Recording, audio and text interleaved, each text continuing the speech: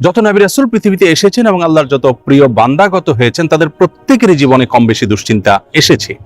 তারা তাদের সেই কঠিন সময়গুলোতে আল্লাহ রাব্বুল আলামিনের কাছে সাহায্য প্রার্থনা এবং আশ্রয় প্রার্থনা করার মাধ্যমে নিজেদেরকে এতটাই নিরাপদে রেখেছেন, এতটাই ভালো রেখেছেন, এতটাই স্বাভাবিক রেখেছেন যে কোনো বিপদ, কোনো মুসিবত, কোনো পেরেশানি, কোনো ডিপ্রেশন তাদেরকে ভেঙে ফেলতে পারেনি। বরং বিপদেও তারা হেসেছেন এবং স্থির থেকেছেন মানসিকভাবে। আজ আমরা সেরকম কয়েকটি আমলের কথা বলবো, যে আমলগুলোর মাধ্যমে আমাদের বিপদ আপদ এবং মুসিবত আল্লাহ রাব্বুল আলামিন দূর করবেন, লাঘব করবেন এবং বিপদ আপদেও আমাদেরকে আল্লাহ রাব্বুল আলামিন মানসিকভাবে প্রশান্ত এবং স্থির রাখবেন। আর সেই আমলগুলোর মধ্যে থেকে সর্বপ্রথম এবং প্রধান যে আমলটির কথা বলবো তা হলো যিকরুল্লাহ বা আল্লাহর জিকির। আল্লাহর জিকির এর চাইতে কার্যকর কোনো ঔষধ আর নেই ডিপ্রেশন দূর করবার জন্য। কোরআনে কারীমে আল্লাহ তাআলা বলেছেন, আলা বিযিকরিল্লাহি তাতমাইন্নুল কুলুব। আল্লাহ তাআলার জিকির, এর মাধ্যমে মানুষের অন্তরসমূহ প্রশান্ত হয়ে থাকে। অতএব আল্লাহ তাআলার স্মরণ অন্তরে রাখা, মুখে আল্লাহ তাআলার কথা বলা, আল্লাহর সঙ্গে একান্তে কথা বলা, এর মাধ্যমে ডিপ্রেশন দূর করা যায় সবচেয়ে সহজে। আল্লাহর জিকির বা যিকরুল্লাহর একটা বিশেষ পদ্ধতি হলো কোরআনে কারীমের তিলাওয়াত। কোরআনে কারীমের তিলাওয়াত যদি আপনি করেন অর্থ সহকারে বুঝে, দেখবেন মানসিকভাবে আল্লাহ রাব্বুল আলামিন অলৌকিকভাবে, বিস্ময়করভাবে আপনার মধ্যে প্রশান্তি সৃষ্টি করে দিবেন। যিকরুল্লাহ বা আল্লাহর জিকিরের আরেকটি বিশেষ পদ্ধতি হলো সকাল এবং সন্ধ্যায় প্রিয় নবী সাল্লাল্লাহু আলাইহি সাল্লাম অনেকগুলো জিকির এবং দোয়া আল্লাহর কাছে নিবেদন করতেন। সেগুলো যদি আমরা নিয়মিত করতে পারি, তাহলে সেক্ষেত্রে যিকরুল্লাহ এর মাধ্যমে দুশ্চিন্তা এবং ডিপ্রেশন থেকে বাঁচার উপায় আমরা খুঁজে পাবো ইনশাআল্লাহ বিইذনিল্লাহ। দ্বিতীয় যে আমলটির মাধ্যমে দুশ্চিন্তা এবং পেরেশানি থেকে আমরা মুক্তি লাভ করতে পারি, তা হলো প্রিয় নবী সাল্লাল্লাহু আলাইহি সাল্লামের সারা জীবনের একটি গুরুত্বপূর্ণ আমল এবং স্পেশাল জিকির, যে জিকির তিনি আল্লাহ তাআলার কাছে নিবেদন করতেন তার কঠিন সময়, যখন দেয়ালে পিঠ থেকে যেত ঠিক সেই সময়। আর সেই জিকিরটি হলো লা ইলাহা ইল্লাল্লাহুল আযীমুল হালিম, লা ইলাহা ইল্লাল্লাহু রাব্বুল আরশিল আযীম, লা ইলাহা ইল্লাল্লাহু রাব্বুস সামাওয়াতি ওয়া রাব্বুল আরদ ওয়া রাব্বুল আরশিল কারীম।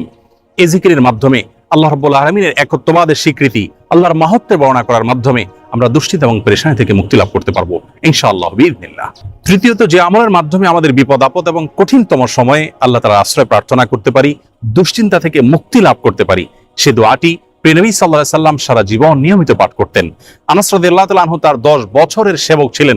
তিনি বলেছেন, আমি নবী আলাইহিস সালামকে দেখেছি এই দোয়া সবসময় তিনি পাঠ করতেন এবং আল্লাহ তাআলার কাছে দুশ্চিন্তা এবং পেরেশানিতে আশ্রয় প্রার্থনা করতেন।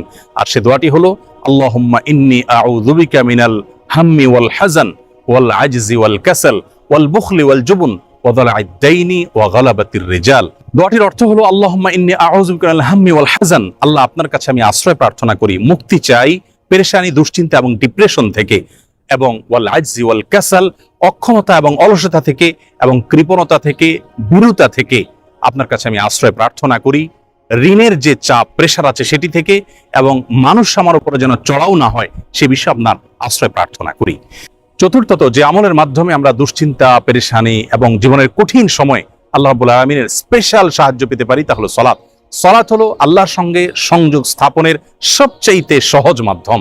প্রিয় নবী সাল্লাল্লাহু আলাইহি সাল্লাম বলেছেন, সহিহ মুসলিমে বর্ণিত হয়েছে, আকরাবু মা ইয়াকুনুল আবদু মির রাব্বিহি ওয়া হুয়া সাজিদ, বান্দা যখন সিজদায় চলে যায় তখন আল্লাহর সবচাইতে নিকটতম অবস্থানে সে চলে যায়, আল্লাহর সবচেয়ে কাছাকাছি যেতে পারে। এজন্য প্রিয় নবী সাল্লাল্লাহু আলাইহি সাল্লামের সারা জীবনের অভ্যাস ছিল, সূরা আবু দাউদে বর্ণিত হয়েছে, কানা ইযা হাযাবাহু আমরুন ফাযাআ ইলা সালাহ। প্রিয় নবী সাল্লাল্লাহু আলাইহি সাল্লামের জীবনে যখনই কোনো সমস্যা দেখা দিত তিনি সালাত আরম্ভ করতেন। এজন্য দুশ্চিন্তা থেকে মুক্তির জন্য সালাত এটি অতুলনীয় আমল, এর সঙ্গে অন্য কোনোটির কোনো তুলনা চলে না। আমরা যখনই কোনো বিপদ দেখা দিবে, কোনো পেরেশানিতে আমরা ভেঙে পড়ার উপক্রম হব, তখনই সাথে সাথে ওযু করে আমরা যদি নিষিদ্ধ সময় না হয় 2 রাকাত সালাতে দাঁড়িয়ে যাব, দীর্ঘ কেরাতে, দীর্ঘ রুকুতে, দীর্ঘ সেজদায় ধীর স্থিরতার সাথে 2 রাকাত সালাত আদায় করে আল্লাহর কাছে হাত তুলে আমরা চোখের পানি ফেলে দিব। সালাতের মধ্যে দুশ্চিন্তা এবং বিপদ আপদ থেকে মুক্তি লাভের জন্য যে সালাতটি সবচেয়ে বেশি কার্যকর এবং আমার জীবনে বারবার আমি পরীক্ষা করে দেখেছি যে এর মাধ্যমে আল্লাহ রাব্বুল আলামিন অলৌকিকভাবে, বিস্ময়করভাবে দুশ্চিন্তা থেকে মুক্তি দান করে থাকেন, তা হলো তাহাজ্জুদের সালাত। ভোর রাতে যখন আপনি সবাই ঘুমিয়ে থাকবে তখন উঠে 2 রাকাত সালাতে দাঁড়িয়ে যাবেন ওযু করে, এবং দীর্ঘ সময় নিয়ে ধীরস্থিরতার সাথে কায়মন বাক্যে আল্লাহ তাআলার কাছে সালাত নিবেদন করবেন।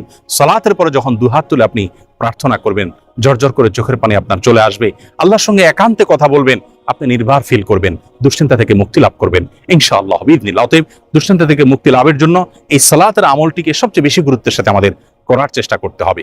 5 নম্বর যে আমলটির মাধ্যমে আমরা বিপদ আপদ এবং কঠিন সময় আল্লাহ তাআলা আশ্রয় প্রার্থনা করতে পারি তা হলো ইস্তেগফার।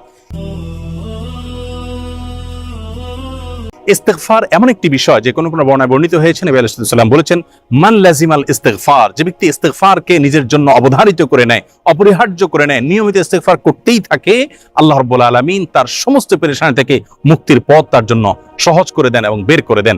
যেই মানুষেরা ইস্তেগফারের মধ্যে রত থাকে, আল্লাহর আযাব তাদের প্রতি আসে না। এজন্য দুশ্চিন্তা, বিপদ আপদ, পেরেশানি, টেনশন, যে কোনো কঠিন সময়ে আমরা বেশি থেকে বেশি ইস্তেগফার করব। এটিও আমার ব্যক্তিগত জীবনে বারবার আমি আমল করে দেখেছি যে কঠিনতম সময়ে আল্লাহ তাআলা অলৌকিকভাবে সাহায্য করেন।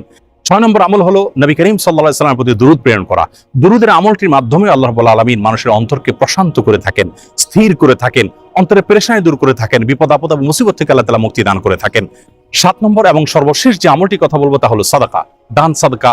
সাধ্য অনুযায়ী আমরা যতটুকু করব, এর মাধ্যমে আল্লাহ তাআলা আমাদেরকে বিপদ আপদ এবং কঠিন সময়ে সাহায্য করবেন, মুক্তি নসিব করবেন।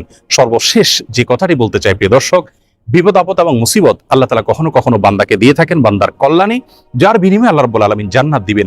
দুনিয়াতে যদি সারা জীবন আমরা কষ্ট করি, বিপদে থাকি, মুসিবতে থাকি, আর এর বিপরীতে যদি চিরকালের জন্য, অনন্ত অসীমকালের জন্য জান্নাত আমার হয়ে যায়, তাহলে এটা কিন্তু আমার লাভজনক বিনিয়োগ হলো।